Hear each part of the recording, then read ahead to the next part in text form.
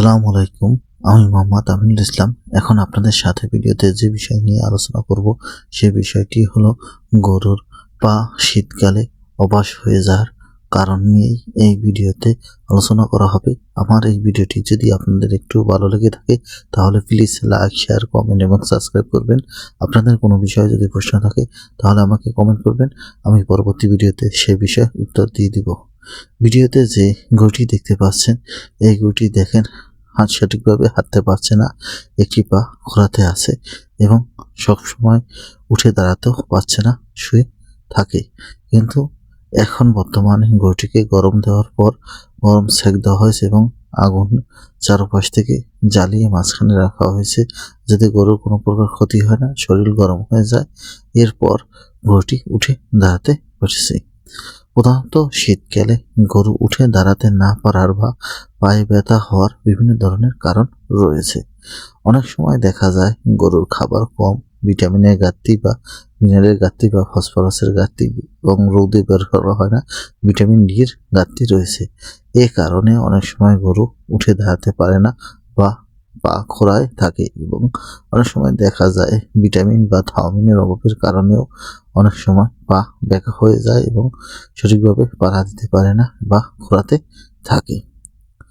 এছাড়াও ফুড রট বা খুরা রোগ এবং ক্যালসিয়াম ফল করলে বা ক্যালসিয়ামের কারণে হাঁটুতে যদি পানি জমে থাকে তাহলেও গরু হাঁটতে পারে না বা উঠতে পারে না, ব্যথায় লাফালাফি করে। আপনারা এই ধরনের সমস্যা বেশিরভাগই দেখা যায় শীতকালে, কারণ শীতকালে ব্যথাটা বেশি অনুভূতি হয় এবং শরীর থেকে বেশি পরিমাণ ক্যালসিয়াম ও ভিটামিন অপসারিত হয় এবং এই সময় এই গরুর অতিরিক্ত ভিটামিন এবং ক্যালসিয়ামের ঘাটতি দেখা দেয়। এই সময় দেখা যায় অনেক সময় গরু যদি বেশি অসুস্থ থাকে বা বেশি পুষ্টিহীনতায় ভুগে ক্যালসিয়াম ফল করে তখন গরু আর উঠতে পারে না, গরু শুয়ে থাকে।